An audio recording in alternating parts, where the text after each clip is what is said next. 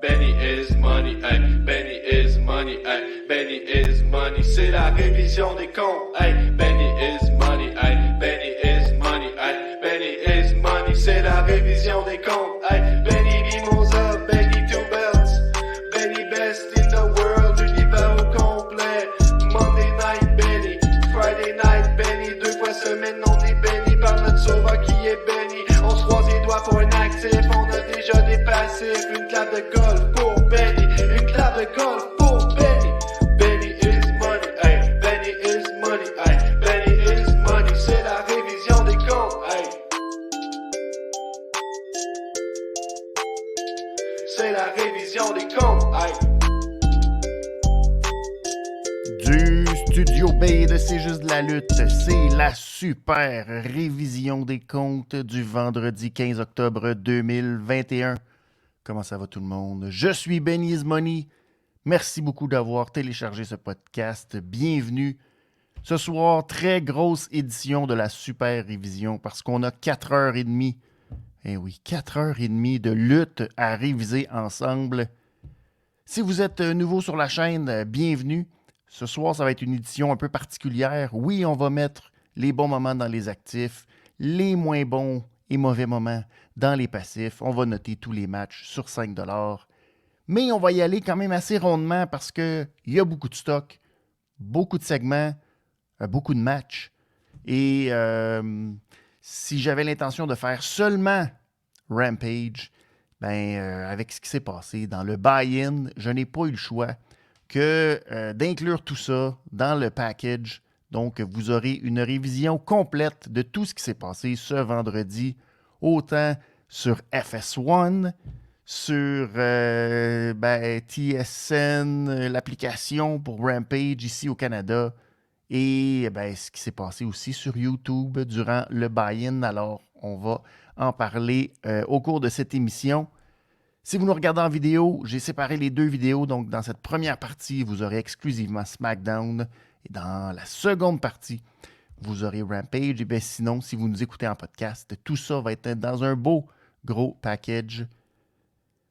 Allons-y maintenant avec la révision de SmackDown Live, le Super Size Edition, en direct du Toyota Arena à Ontario, Californie. Ben oui, ça a l'air qu'il y a une ville en Californie qui s'appelle la ville Ontario. L'épisode 1156 de SmackDown Live qui commence parce que c'est la guerre du vendredi, vous le savez aujourd'hui, 2h30 de show pour avoir un petit 30 minutes qui overlap avec le Rampage, créer de la guerre, Fox qui présente le baseball, SmackDown qui se retrouve sur FS1. Oh non, les codes d'écoute. Oh non, Alors, c'est la guerre ce soir. Et ça commence avec la promo de Edge. Ouais, et Edge qui, finalement, entre seul dans le ring, s'assoit sur une petite chaise. Très grunky. Vient là pour grunker la foule. La foule est très grunky aussi. On sent qu'il y a quelque chose de spécial. Mais Edge, finalement, n'a qu'une promo pour nous dire que, il a hâte d'affronter Seth Rollins à Hell in a Cell, régler ce qui dure depuis 7 ans. Il a eu le malheur de sous-estimer Seth Rollins. Seth Rollins l'avait sous-estimé à SummerSlam. Lui, il l'a sous-estimé au Madison Square Garden. Eh bien, il admet que Seth n'est pas Edge Light. Donc, c'était une erreur de le sous-estimer. Parce que de le sous-estimer, Seth, c'était un peu comme se sous-estimer lui-même. Les deux sont pareils. Les deux, c'est des vrais diables. Et les deux vont en finir à Hell in a Cell. Et Edge a promis à Seth Rollins de laisser une cicatrice inguérissable. C'est un bon mot, je sais pas. Mais en tout cas, une cicatrice éternelle sur son âme. Ben voilà. Alors, ça partait. C'était pas une mauvaise promo. C'est une bonne promo de Edge. Edge qui fait toujours des bonnes promos.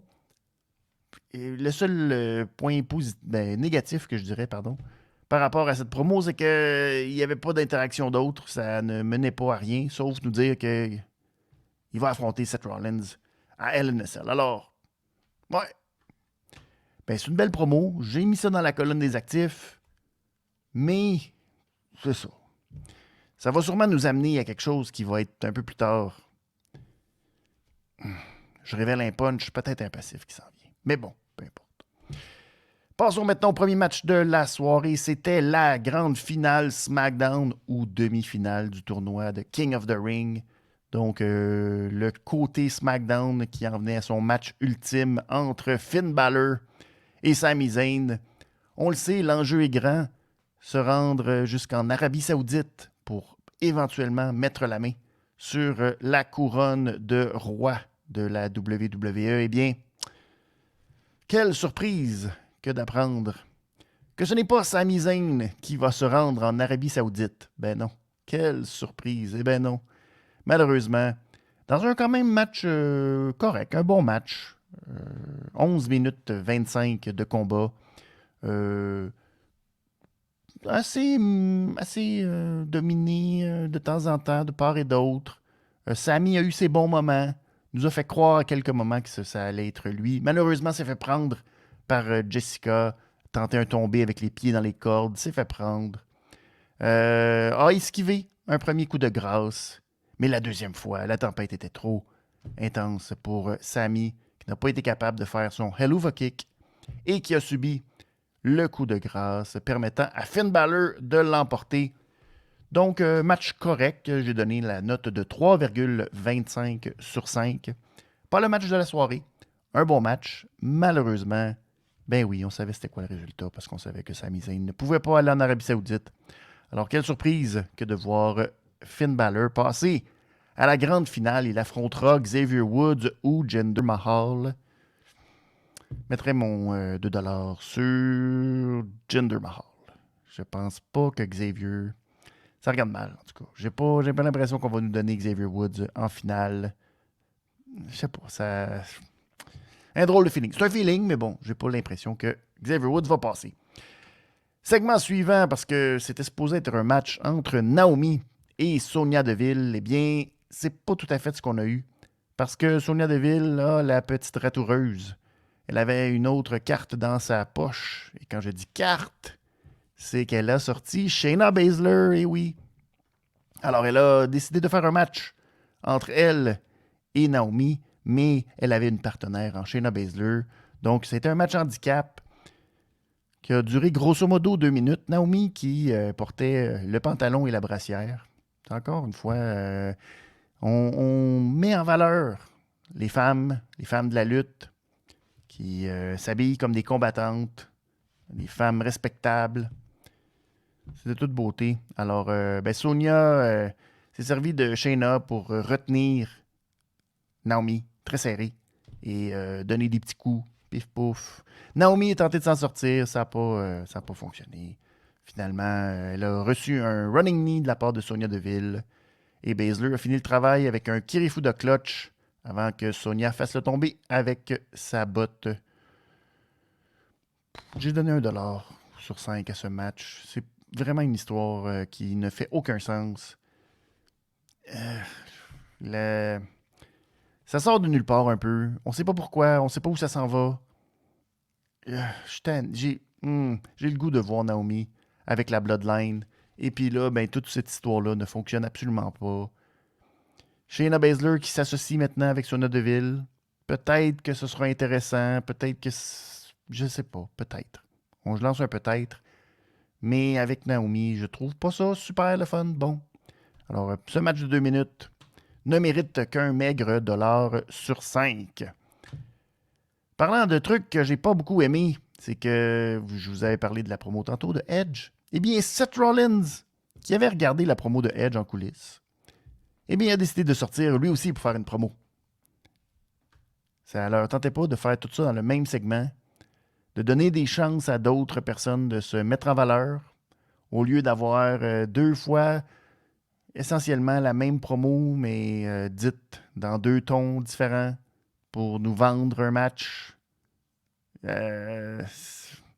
On était dans l'édition Supersized, mais ce qu'on a compris, c'est qu'on allait juste Supersize ce qu'on fait exactement comme d'habitude et qu'on n'allait rien voir de nouveau, qu'on n'allait pas avoir de segments différents, pas de combats qu'on n'avait pas déjà vus avant. Alors malheureusement, Seth Rollins a fait une promo pour nous dire que il avait très hâte d'affronter Edge à Hell in a Cell, qui était aucunement intimidé.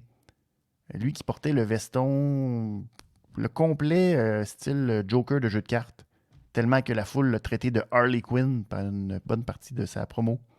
Mais il a dit donc qu'il avait l'avantage, puisque Edge l'a traité, en fait, a dit qu'il n'était pas Edge Light. Donc, ça veut dire que Rollins a un avantage, surtout mental, face à Edge, qui ne doit pas être 100% pour dire des affaires de même. Et Colin, Edge n'a pas été aussi souvent que Rollins dans un Hell in a Cell. On sait que Hell in a Cell, Rollins, c'est un traumatisme pour tout le monde qui regarde, parce qu'on sait que c'est là que son personnage a complètement pris le champ. Alors, c'est ce que Rollins lui dit. Ça l'a traumatisé lui aussi, mais il se sent confiant. Il est plus fort. De quoi, on ne sait pas trop. Mais Seth est prêt à affronter Edge et ça s'est terminé comme ça. Eh oui, il n'y avait pas plus, il n'y avait pas moins. C'était juste pour faire des promos et passer la première heure. Deuxième heure qui commence de SmackDown. Et on a le match de finale du tournoi de Queen's Crown. Donc, c'est Zelina Vega et Carmella qui s'affrontent. Et là, avant le match, en coulisses, les deux se sont dit « Hey, on va avoir un bon match. » Un match, il y a eu une certaine alliance là, les dernières semaines entre Zelina Vega pour aucune raison et Carmella. Donc, Zelina va dire « Hey, on va avoir un bon match. Porte pas ton masque aujourd'hui. Ça sert à rien. On va avoir un vrai beau match de lutte. » Fait que là, Carmella était toute contente. « Ah, mon beau visage, merci, tu vas pas l'abîmer. Ah, c'est gentil. » Alors, le match a commencé. Les deux, justement, essayaient juste de se faire des prises, puis tout. Puis là, on était pendant une bonne minute à Carmella qui essayait de faire un armbar à Zelina Vega.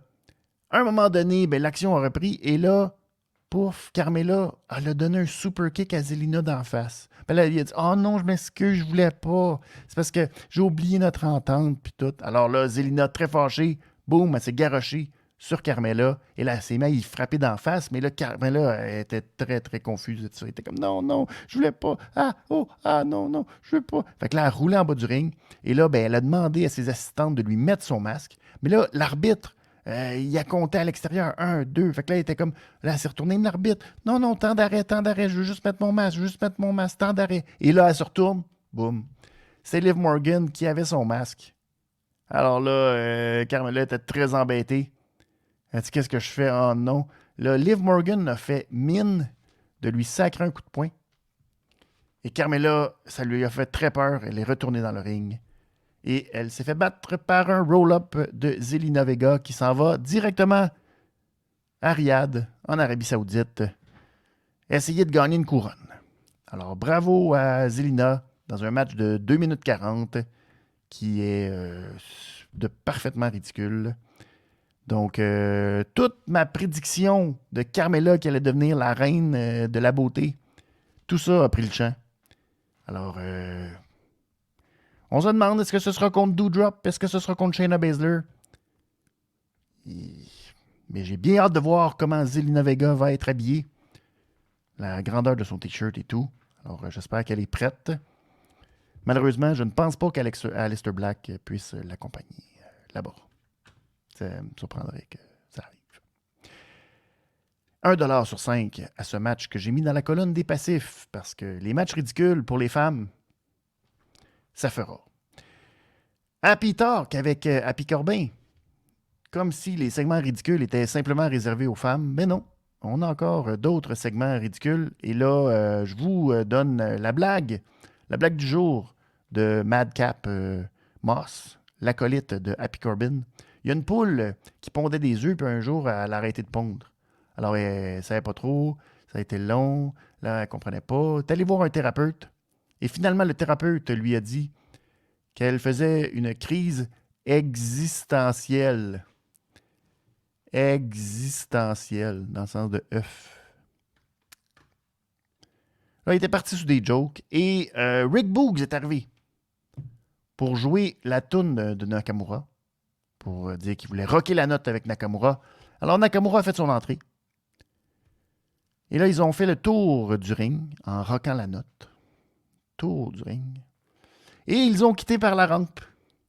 Un peu à la manière de SummerSlam, où Nakamura, finalement, peut dire qu'il est obsédé par son entrée, mais c'est tout ce qu'il fait. Il rentre, fait son entrée, quitte. Et là, quand il quitte, Street Profits arrive.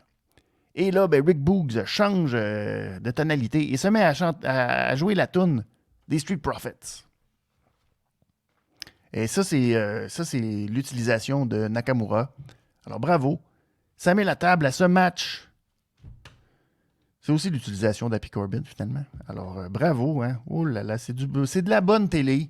C'est de la bonne télé. Une chance qu'on n'a pas de McAfee pour s'émoustiller et faire comme si c'était fantastique ce qu'on regardait. Ça met la table au match entre Street Profits et les Usos qui s'affrontent dans un street fight où les titres par équipe sont à l'enjeu. Ben heureusement, hein, parce que sinon, ça serait plate d'avoir un autre match sans raison entre des Usos et Street Profits. Malheureusement pour Street Profits, c'est une autre défaite. Ils n'arrivent toujours pas à battre les Usos quand les titres sont en jeu. Street Fight où personne n'était habillé en jeans. Alors déjà là, ça partait assez mal. Ça mériterait une contravention de style. Les Usos l'ont remporté en 11 minutes. Il y a eu quelques bons segments. Encore une fois, le Topicon Hero de la part de Montez Ford par-dessus le poteau du coin. Donc, il y a une compétition présentement entre Ricochet et Montez Ford, à savoir qui est capable de faire le plus beau Topicon par-dessus le coin. Il y a eu un hommage aux Dudley Boys, les Street Profits, qui ont fait un peu à la manière de Bubba et de Devon pour sortir les tables. C'était beau, mais malheureusement, ils ont reçu des Suicide Dives, des Usos. Un peu approximative, les Suicide Dives. Mais c'était quand même beau. De retour dans le ring, les Usos ont joué au baseball avec des kendo sticks et se sont servis d'Angelo Dawkins comme d'une balle. Alors, tu voyais mon Jay plus à l'aise au baseball que Jimmy. Donc, prenait son temps, s'installait, bang! Donc, on n'était pas loin de Los Angeles. C'était une belle référence, un beau clin d'œil aux Dodgers qui vont, eux, affronter les Braves en finale. Ça vous intéresse pas? Comment ça vous intéresse pas le baseball? Hey, vous auriez dû, parce qu'à Fox, ça devait être pas mal meilleur d'écouter les Red Sox affronter les Astros. Mais bon, finalement, les Usos ont terminé le travail, même si Montez tentait, à lui tout seul, de sauver son équipe. C'est sans succès. Et Dawkins, à un moment donné, s'est retrouvé seul parce que Montez a été propulsé au travers d'une table par Jey Uso. Donc, les Usos ont terminé le travail. Double super kick d'en face d'Angelo et suivi de double super Uso Splash pour la victoire. Donc, c'est un bon match entre les deux équipes, mais pas un excellent match en termes de street fight. Un peu ordinaire. J'ai donné la note de 3,25 sur 5 à ce match et j'ai mis ça dans la colonne des actifs. C'est un bon match entre les deux équipes.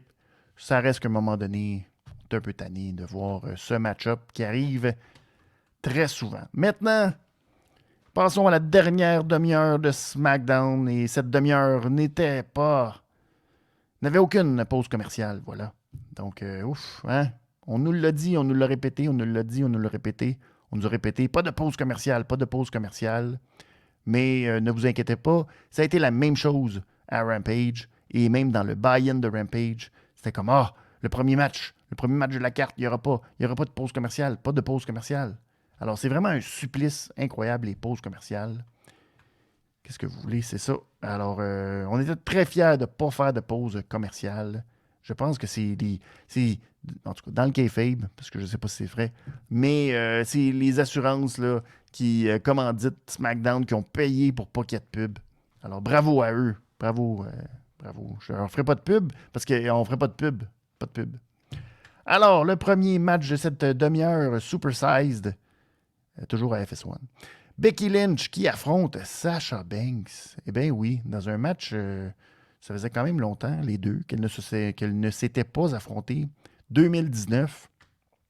Et il faut savoir que Becky Lynch avait une séquence assez incroyable.